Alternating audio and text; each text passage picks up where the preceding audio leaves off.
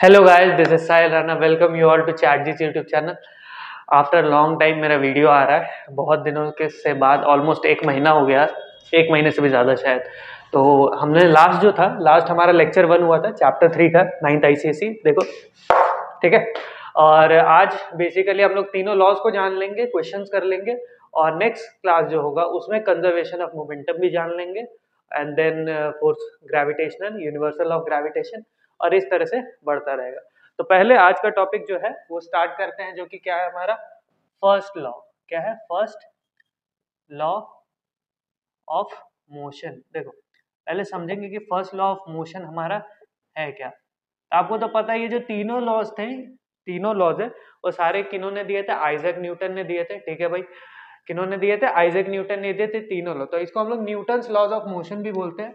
तो हम लोग यहाँ पे फर्स्ट लॉ ऑफ मोशन की जगह हम लोग Newton's first law of motion भी लिख सकते हैं। या तो आप फर्स्ट लॉ ऑफ मोशन लिखो, या तो Newton's first law of motion लिखो।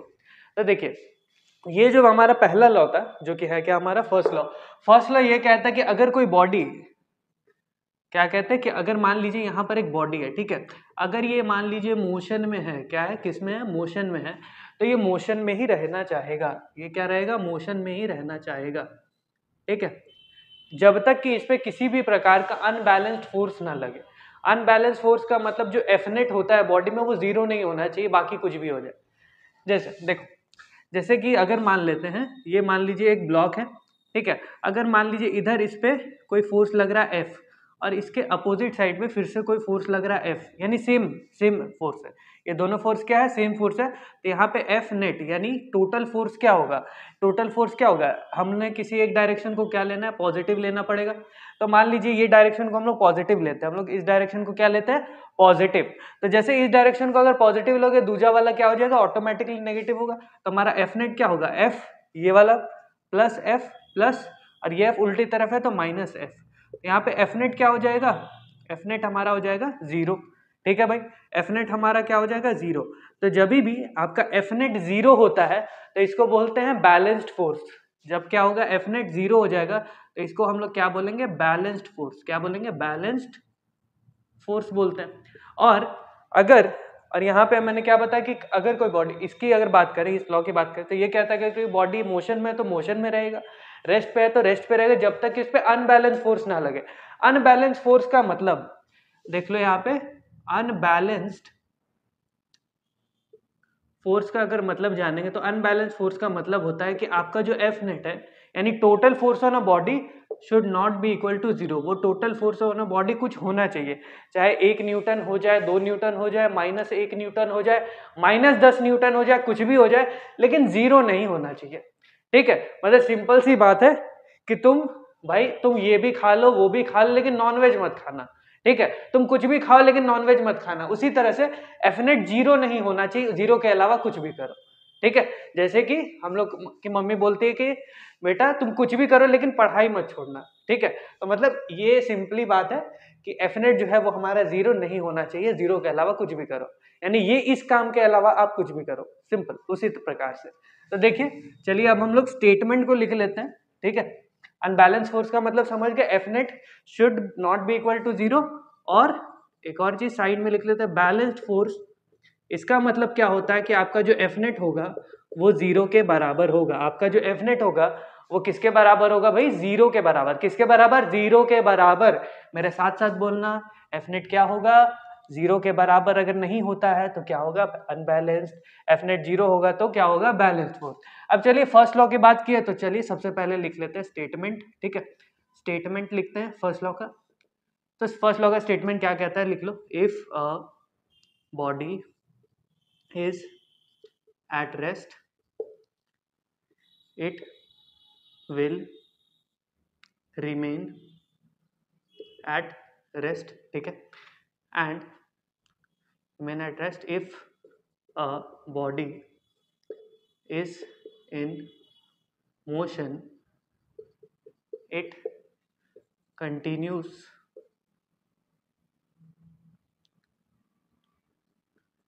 its motion unless any unbalanced balanced force acts on it. यानी सिंपल भाषा में देख लो, वही चीज बताया गया कि अगर कोई बॉडी रेस्ट पे है, किसमें है, रेस्ट पे है, ठीक है। दूसरा कलर, हाँ मिल गया। देखिए अगर कोई बॉडी रेस्ट पे है, रेस्ट का मतलब यानी वो पोजीशन चेंज नहीं हो रहा है। यहाँ पे क्या हो रहा है, पोजीशन चेंज नहीं होगा टाइम और ऑब्जर्वर के रिस्पेक्ट में, और it will remain at rest, वो रेस्ट पर ही रहेगा, ठीक है। रेस्ट पर है तो रेस्ट पर रहेगा, मोशन में है तो मोशन में रहेगा, जब तक कि अनबैलेंस फोर्स ना लगे, अनबैलेंस फोर्स जब तक ना लगे। क्लियर है। चलिए फर्स्ट लॉ ऑफ मोशन हमने जान लिया। फर्स्ट लॉ ऑफ मोशन को लेके किसी भी प्रकार का कोई डाउट तो नहीं होना चाहिए। अब एक और चीज है, फर्स्ट लॉ ऑफ मोशन से रिलेटेड एक टर्म था इनर्शिया, जो अब मैंने फर्स्ट लेक्चर में बताया था, इनर्शिया। अब देखो एक चीज हमेशा याद रखना, जो हमारा इनर्शिया होता है, लिख लेना इसको भी, लिखना inertia of a body depends on मास, ठीक है। Inertia of a body depends on mass. Inertia, अगर किसी भी बॉडी का अगर इनर्शिया है तो किस पे डिपेंड करता है, मास पे डिपेंड करता है।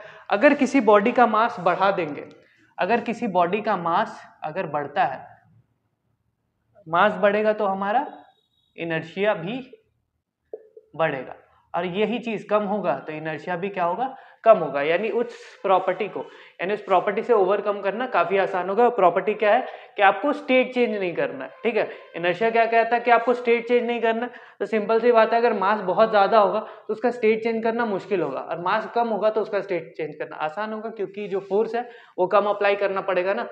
एक बात बताओ, अगर एग्जाम्पल के लिए मान लेते हैं एक 100 kg का कोई ऑब्जेक्ट है और एक 10 kg का ऑब्जेक्ट है, किसको धक्का लेके तुम मोशन में ले आओगे। मान लो 100 kg का एक बॉल दे दिया कि एक बड़ा सा एक बॉल है, गोला है, ठीक है, गोला, ठीक, तो 100 kg का है वो। अब बोला कि इसको धक्का देके इसको राउंड करना है, इसको घुमाना है, इसको रोल करना है, तो वो ज्यादा मुश्किल है ना, और ये 10 kg का है, ये ज्यादा आसान है, इसके कंपैरेटिवली आसान है। अब इससे भी आसान कौन सा होगा, जो 5 kg का होगा। उससे भी आसान कौन सा होगा, जो 2 kg का होगा। सबसे आसान कौन सा होगा, 500 ग्राम का होगा। उससे भी आसान क्या होगा, 10 ग्राम का, ठीक है। तो जितना ज्यादा हल्का होगा उसका स्टेट बॉडी का जो स्टेट होगा उसको बदलना उतना ही आसान होता है। क्लियर है बात। तो 100 kg का मास ज्यादा है तो इसमें इनर्शिया भी ज्यादा होगा, ठीक है।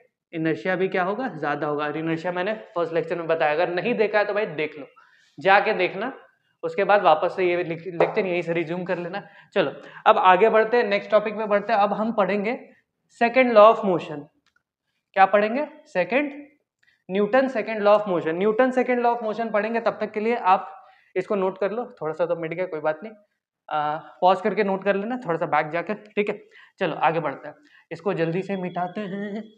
चलिए देखिए, अब जो सेकेंड लॉ ऑफ मोशन है, तो सेकेंड लॉ ऑफ मोशन को पढ़ने के लिए ना आपको एक टर्म जानना पड़ेगा, जो कि है हमारा मोमेंटम। जो कि है क्या, हमारा मोमेंटम। मोमेंटम बेसिकली जैसा मतलब क्वांटिटीज है, जैसे एक्सेलरेशन है, जैसे वेलोसिटी, उसी तरह से एक मोमेंटम नाम का भी एक चीज है। मोमेंटम नाम की भी एक चिड़िया है, इस चिड़िया के बारे में जानते हैं, इस चिड़िया के पर गिनते हैं। देखिए मोमेंटम क्या कहता है, मोमेंटम वैसे डिनोट किया जाता है बी से, और मोमेंटम कहता है P is equal to mass into velocity. जो मोमेंटम होगा वो क्या होगा, मास इंटू वेलोसिटी होगा, ठीक है। तो अगर मास इंटू वेलोसिटी की बात हो, पहले डायरेक्टली फॉर्मूला स्टार्ट करते हैं। बेसिकली ये मेजर होता है, momentum is basically measure of quantity of motion, और सिंपली मेजर द क्वांटिटी नहीं लिखते, स्ट्रेंथ ऑफ मोशन लिखना ज्यादा बेटर है। Measure the strength of motion, यानी कि अगर कोई मोशन हो रहा है, कोई बॉडी अगर मोशन में है, तो उस मोशन की क्या स्ट्रेंथ होगी, उस मोशन की स्ट्रेंथ डायरेक्टली डिपेंड करेगी मास और वेलोसिटी पे। किस पे डिपेंड करेगी, मास और वेलोसिटी पे। जैसे कि मान लेते हैं एक 50 किलो का एक व्यक्ति है, 50 किलो का एक व्यक्ति है, और अगर मान लीजिए वो 3 मीटर प्रति सेकंड की स्पीड से आ रहा है, तो उसका जो मोमेंटम होगा, और मान लीजिए वो कोई दरवाजे को धक्का देगा, ठीक है। अब 3 मीटर पर सेकंड की स्पीड से आ रहा है और दरवाजे को धक्का मारेगा, तो मान लो धक्का लगने से दरवाजा नहीं टूटा, एग्जाम्पल के लिए मान लेते हैं।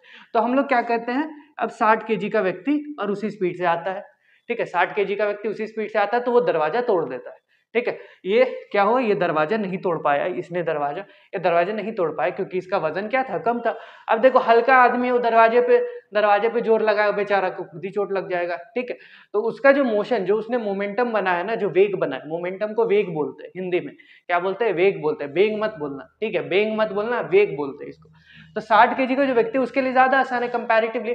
तो आप मोमेंटम ऐसे खड़े खड़े नहीं बना सकते, सिंपली आपको मूव करना पड़ेगा, आपको वेलोसिटी गेन करनी पड़ेगी, तब आपका मोमेंटम बनेगा, ठीक है। पढ़ाई में भी मोमेंटम बनाने के लिए पहले थोड़ा थोड़ा पढ़ना पड़ता है, और जब आप एक आधा घंटा 45 मिनट तक पढ़ जाते हो, उसके बाद देखना आपकी क्वेश्चन बनाने की स्पीड इंक्रीज होती है। जैसे कि अगर स्टार्ट करोगे, जैसे मान लो यही चैप्टर है, इसका न्यूमेरिकल बनाना स्टार्ट करोगे तो पहले स्टार्टिंग के 3-4 न्यूमेरिकल, 5 न्यूमेरिकल बहुत टाइम लग जाएगा। उसके बाद जैसे जैसे न्यूमेरिकल बनना शुरू हो जाएगा तो आपका मोमेंटम बढ़ जाएगा पढ़ाई में। तो मोमेंटम का सीधा मतलब है कि स्ट्रेंथ को मेजर करता है, फास्टनेस को मेजर करता है, ठीक है। और मोमेंटम को डिनोट करते हैं, it is basically denoted by P. Momentum को लिख लेना, डिनोटेड बाय पी से हम लोग डिनोट करते हैं, ठीक है। और एम है हमारा मास, वी है हमारा वेलोसिटी। तो ऐसा यूनिट इसकी बताओ क्या होगी, ऐसा यूनिट क्या, एम मास की ऐसा यूनिट होती है केजी इंटू वेलोसिटी की मीटर पर सेकेंड। तो इसकी यूनिट क्या होगी, ऐसा यूनिट क्या होगी, केजी मीटर पर सेकेंड।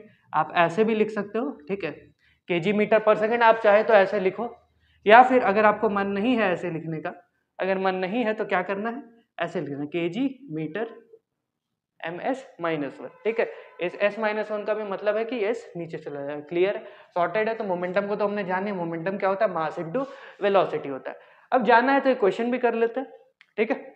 अब इतना हमने जाना है तो एक क्वेश्चन भी कर लेते हैं। चलिए मिटा देते हैं इसको, ठीक है। चलिए एक क्वेश्चन सिंपल सा करेंगे कि मान लीजिए एक बॉडी है, उसका जो मास है वो है मान लीजिए 60 kg and it is moving with the velocity of 5 metre per second. ये मान लेते क्वेश्चन, ठीक है। मास कितना है 60 kg और वेलोसिटी कितना है 5 मीटर पर सेकेंड, ठीक है। इसको ट्राई कर लो, ठीक है। मोमेंटम निकाल लो, P is equal to m into V. P is equal to क्या है, m इंटू वी। m कितना है मेरा, m कितना है देख लो, 60 kg है ना, 60 इंटू वेलोसिटी कितना है हमारा 5। वेलोसिटी मीटर पर सेकंड में ही लेना और मास को केजी में ही लेना, ठीक है, ऐसा यूनिट्स में ही लेना, इजी पड़ेगा। 60 इंटू 5 कितना हो गया, 6 5 जा 30 इंटू 0 तो 300 kg मीटर पर सेकंड, 300 kg मीटर पर सेकंड। तक इसका मोमेंटम इतना आ गया, ठीक है, क्लियर हो गया।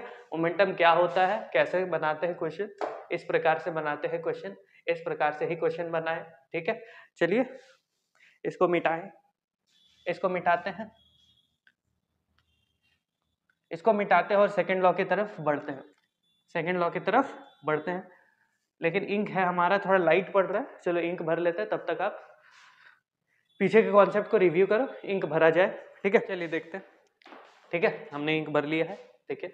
चल भी अच्छा रहा होगा, हाँ चल रहा है भाई, सही चल रहा है, ठीक है। चलिए देखिए सेकंड लॉ ऑफ मोशन क्या कहता है। सेकंड लॉ ऑफ मोशन का जो फाइनली फॉर्मूला बन के आता है वो आता है force is equal to mass into acceleration, ठीक है। Force is equal to mass into acceleration.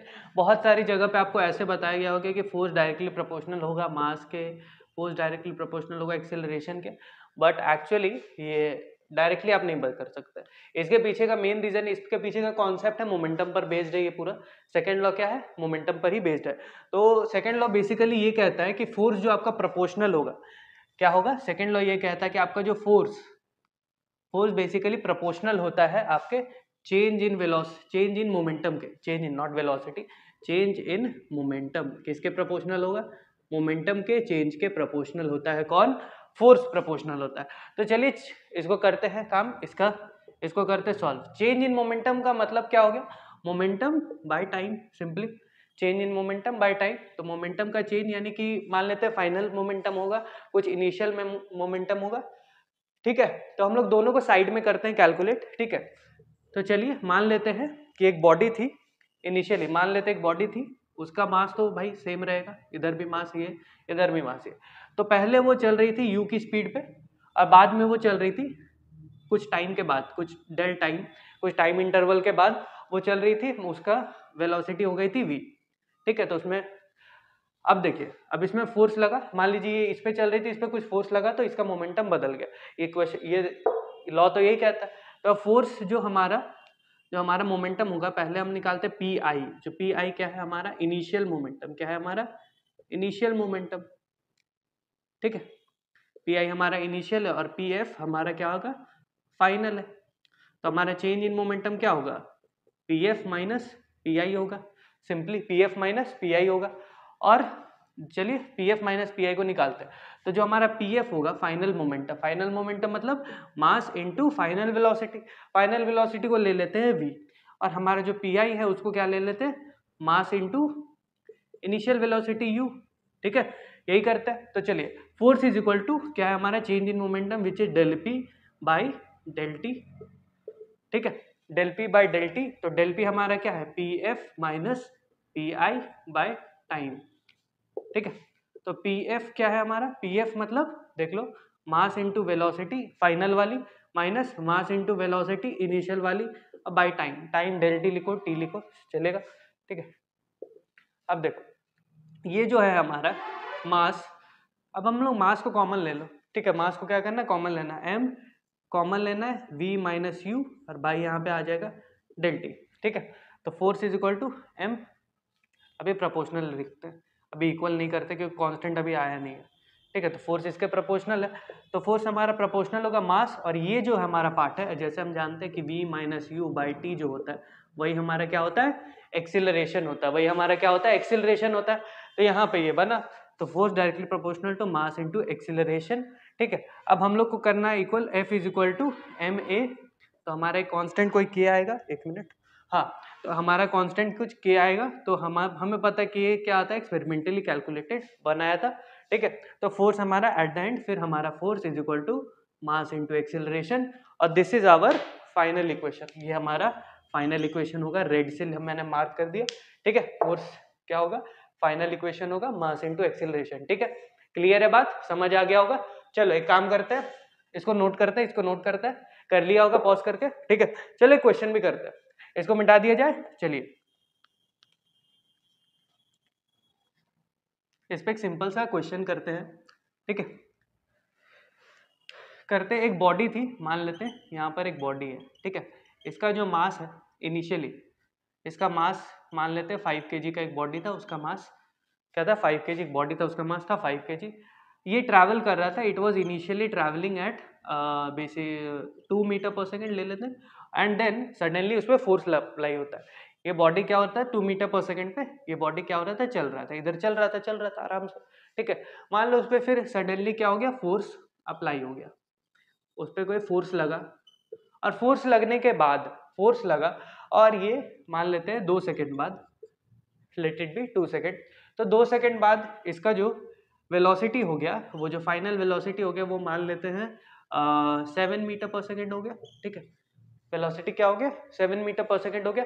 तो अब क्वेश्चन क्या है कि कैलकुलेट करिए कि फोर्स कितना है, ये जो फोर्स अप्लाई हुआ है उसको कैलकुलेट करना है। कैलकुलेट क्या करना है हमको, फोर्स अप्लाइड, अप्लाइड फोर्स क्या करना है, अप्लाइड करना। आप लोग करो वीडियो को पॉज और ट्राई करो, पॉज करेंगे, ट्राई करेंगे, 5 4 3 2 1, ट्राई कर लिया होगा। चलो अब हम बनाते हैं, अब मैं बनाऊंगा भाई, अब मैं बनाऊंगा, क्यों नहीं बना सकता मैं, तुम ही लोग बनाओगे क्या, मैं भी बनाऊंगा। देखो कैलकुलेट करते तो हमारा जो फोर्स होता है वो क्या होता है, मास इनटू एक्सिलरेशन होता है। एक्सिलरेशन गिवन है नहीं, बट हमें पता है एक्सिलरेशन जो होता है, हमें पता है एक्सिलरेशन होता है v minus U by T. Acceleration क्या होता है, v minus U by T. अब एक्सिलरेशन तो कैलकुलेट कर सकते हैं ना, मेरे को इनिशियल वेलोसिटी देख लो, इनिशियल वेलोसिटी पता है, मेरे को फाइनल वेलोसिटी पता है, मेरे को टाइम पता है, तो ये क्यों नहीं हो सकता कैलकुलेट, एकदम हो सकता है कैलकुलेट। ठीक है, तो एकदम से कैलकुलेट करेंगे, v है हमारा 7 माइनस 2 और बाई टाइम ले देना 2, तो a हो जाएगा हमारा 7 माइनस 2 5 बाई 2, यानी कि 2.5 metre per second square, 2.5 metre per second square, ये हमारा क्या आ जाएगा, एक्सिलरेशन आ जाएगा।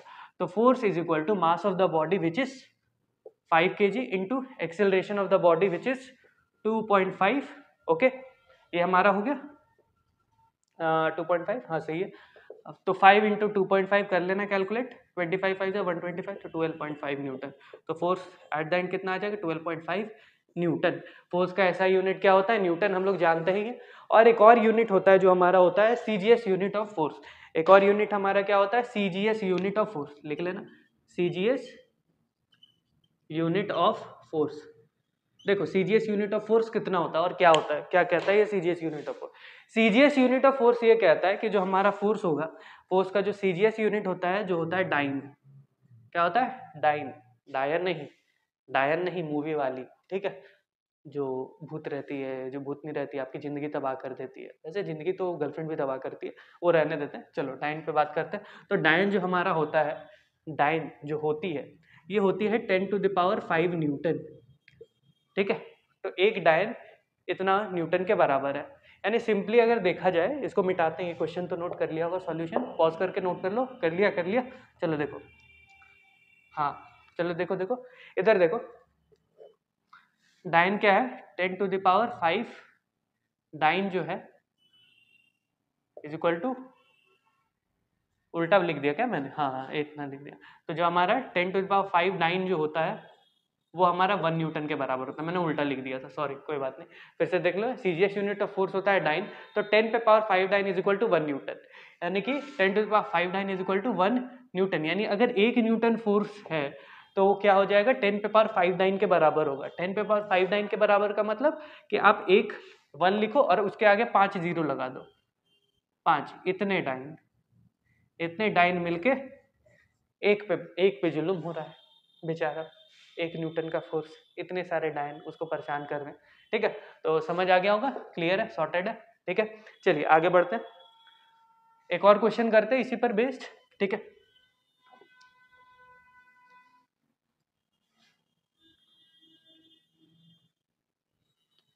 एक और क्वेश्चन किया जाए। मान लेते हैं एक बॉडी है, mass 10 kg, let a body of mass 10 kg, और वो इनिशियली कुछ वेलोसिटी से ट्रैवल कर रहा था। It was initially at rest, लिख लेते हैं थोड़ा। It was initially at rest, initially rest पे था, ठीक है। Initially at rest, then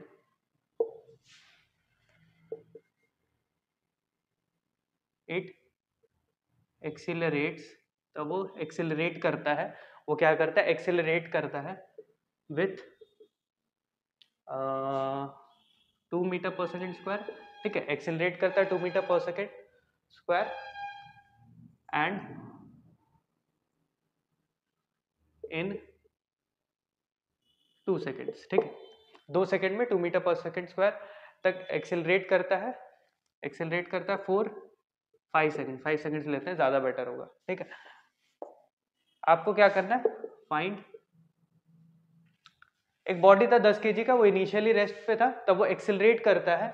it's accelerate due to force, due to एक फोर्स, क्योंकि उस पर एक फोर्स लगता है, ठीक है। इनिशियली रेस्ट पे था, मान लो मैं रेस्ट पर हूँ, पीछे से किसी ने मेरे धक्का मार दिया, मैं एक्सिलरेट करने लगा था 2 मीटर पर सेकेंड 5 सेकेंड तक के लिए। तो अब मेरे को फाइंड करना है फोर्स को, मेरे को फाइंड किसको करना है? फोर्स को। तो अब force is equal to mass into acceleration, ठीक है। फोर्स क्या होता है? Mass into acceleration. अब देखो यहाँ पे इसका कोई काम ही नहीं था, ये सब जो दे दिया ना 5 सेकंड 5 सेकंड, कोई काम ही नहीं था, सिंपल सा क्वेश्चन है। फोर्स क्या है? Mass into acceleration. फोर्स निकालो, मास कितना है 10 kg, एक्सिलरेशन क्या है 2, तो फोर्स कितना हो गया 10⁻20 न्यूटन। तो 20 न्यूटन का फोर्स लग गया। अब अगर को मैं पूछ दूं, अब इसी में एक क्वेश्चन पूछते हैं, find the distance travelled, find the distance travelled due to this force. अब इस फोर्स के द्वारा जो डिस्टेंस ट्रैवल्ड हुआ उसको कैलकुलेट करने में बोल दूं, तब क्या करोगे? क्या करोगे भाई? अगर मैं बोल दूं कि अब आप एक काम करो, आप डिस्टेंस को कैलकुलेट कर लो इस फोर्स के द्वारा, जो तो क्या करेंगे हम लोग? इक्वेशन ऑफ मोशन लगाएंगे। यहीं पे कॉन्सेप्ट क्या आएगा? इक्वेशन ऑफ मोशन, जो कि है S is equal to ut plus half AT square. अब लगाना है यही वाला इक्वेशन, क्योंकि जो दूसरा वाला इक्वेशन है जिसमें S का जिक्र है, जिसमें डिस्टेंस या डिस्प्लेसमेंट का जिक्र है, उसमें क्या आ जाएगा? फाइनल वेलोसिटी आ जाएगा। तो फाइनल वेलोसिटी अपने टांग अड़ाएगा, ठीक है। तो फाइनल वेलोसिटी तो हमें पता नहीं है, तो फालतू में उसको कैलकुलेट करके टाइम वेस्ट करेंगे। इससे अच्छा हम लोग यही क्वेश्चन लगाते हैं। तो अगर कोई पूछ दे कि डिस्टेंस ट्रैवल कितना होगा, तो सिंपली लगाना S is equal to ut plus half AT square. ये इक्वेशन लगा के सॉल्व करना। कर लो, एक काम करो, पॉज करके ट्राई करो इसको, पॉज कर लो। 5 4 3 2 1 गो, लेट्स गो बेबी। चलो S is equal to, S कितना हो जाएगा हमारे ut, यानी initially at 0, 0 into time plus half into acceleration. Acceleration कितना है 2 और टाइम कितना लग गया 5 सेकंड, तो 5 का क्या कर देंगे स्क्वायर कर देंगे। 5 कुछ और ही लग रहा था, ठीक है। 5 का क्या कर देंगे स्क्वायर कर देंगे, 2 2 काट गया तो 5 5 है 25। डिस्प्लेसमेंट क्या आ गया 25 मीटर। डिस्प्लेसमेंट क्या आ गया 25 मीटर, ठीक है। समझ आ गया। इसी तरह का क्वेश्चन होगा, एक तरह से दूसरे फॉर्म में मिक्स। और एक चीज याद रखना कि आपको ये जो एक्सेल F is equal to M A जब यूज करोगे तो हो सकता है आपको ए की जगह V minus U by T का भी यूज करना पड़े, तो वो भी यूज करने के लिए रेडी रहना। इसके बाहर तक कुछ नहीं पूछ सकता, इतना इससे ज्यादा क्या ही पूछ लेगा, ठीक है। तो एक काम करते लेक्चर 2 को यहीं पे एंड करते हैं, थर्ड लॉ को थोड़ा सा जान के, ठीक है। थर्ड लॉ को जानते हैं कि थर्ड लॉ है क्या, उसके बाद उसका कंजर्वेशन ऑफ मोमेंटम को अगले लेक्चर में करते हैं, ठीक है। चलिए अब हम लोग करेंगे Newton's third law of motion. Newton's third law of motion. तो कुर्सी के पेटे बांध ले, यहाँ वहाँ भागे नहीं, ठीक है। जब भी पढ़ाई करो तो भाई एक ही जगह पे करो, ज्यादा इधर उधर नहीं करने का। क्या बोला, ज्यादा इधर उधर नहीं करने का बीड़ू लोग। चलो न्यूटन्स का तीसरा लॉ को बनाते हैं, तीसरा लॉ को बनाते नहीं, आई मीन पढ़ाते हैं। तो थर्ड लॉ ऑफ मोशन क्या कहता है कि every action has an equal and opposite reaction, ठीक है। हर एक्शन का क्या होता है, एक इक्वल एंड ऑपोजिट रिएक्शन होता है अगेंस्ट द एक्शन। तो लिख लो इसको, every action has equal and opposite reaction towards that उस एक्शन के तरफ, ठीक है। हर एक्शन का इक्वल एंड ऑपोजिट रिएक्शन होता है। एग्जाम्पल बहुत सारा लाइफ है, स्विमिंग एग्जाम्पल, बहुत सारे चीजें हैं लाइफ नहीं। एग्जाम्पल जैसे है हमारा स्विमिंग, स्विमिंग के ड्यूरिंग ये चीज होती है, आपने ऑब्जर्व करी होगी कि आप आगे की तरफ बढ़ना चाहते हो और फिर आपको पैर भी, आप हाथ पैर मार रहे हो और वाटर भी आपको क्या कर रही है, आगे की तरफ धक्का दे रही है। आप पीछे के धक्का तरफ दे रहे हो, वाटर आपको आगे की तरफ धक्का दे रही है। सिंपली हम लोग हाथ ऐसे ही चलाते हैं ना, मेरे को तो आता नहीं स्विमिंग, सॉरी। तो हाथ हम लोग ऐसे ही चलाते हैं, मेरे को तो पता नहीं है, यहाँ पे तो पानी भी नहीं है, करके कैसे दिखाऊं, ठीक है। तो जैसे कि मान लेते हैं, तो यहाँ पर है, यहाँ पर एक स्विमर है, ठीक है, ठीक है। ये मान लो स्विमर है। अब जैसे ये हाथ चलाएगा, ये पैर से वाटर को इस तरफ पुश करता है, ये वाटर को क्या करेगा, पुश करेगा। ये पुश किसने किया, इस आदमी ने। अब वाटर इसको आगे की तरफ पुश करेगा, इक्वल एंड ऑपोजिट रिएक्शन लग रहा है। इसी कारण से ये जो स्विमर्स होते हैं आगे की तरफ बढ़ते हैं, ठीक है। तो ये लोग इसी तरह से आगे की तरफ बढ़ पाते हैं, चल पाते हैं, ठीक है। इसलिए this is how swimming. Swimming भी हो सकता है, स्विमिंग होता है हमारा, ठीक है। और भी बहुत सारे डेली लाइफ एग्जांपल, जैसे कि अगर आप वॉल को पुश करोगे, जैसे आप किसी पर भी कोई फोर्स लगाओगे तो वो आप पर भी उतना ही फोर्स लगाएगा। जैसे कि अगर आप किसी वॉल को पुश करते हो तो आपको लगता है अरे वॉल मेरे पे क्या ही फोर्स लगा, लेकिन अगर आप वॉल को पुश कर रहे हो, जैसे कि मान लेते हैं यहाँ पर एक ये बच्चा है, ये वॉल को पुश कर रहा है, ठीक है, ये वॉल को पुश कर रहा है और इसने मान लो नीचे रोलर स्केट्स लगाए हुए पैरों पे, रोलर स्केट वाले जूते पहन। अब जैसे ये पुश करेगा, वॉल इसको पुश करेगा, तो ये भाई रोलर स्केट्स के कारण ये, क्योंकि ये तो भाई घूम सकता है ना, ये फ्रिक्शन को कम कर देगा। अब देखो जैसे हम फोर्स लगा रहे हैं तो हम अपने आप को रेजिस्ट कैसे कर पा रहे हैं, फ्रिक्शन से। तो भाई फ्रिक्शन को ये क्या कर देगा, खत्म कर देगा। तो आप ये जैसे धक्का देगा ये वापस पीछे आ जाएगा, इसका मतलब वॉल भी फोर्स लगा रहा है, ठीक है। यही सारी चीजें थी। तो आज का लेक्चर यहीं पे करते हैं एंड, मिलते हैं आपसे अगले वीडियो में, तब तक के लिए जय हिंद।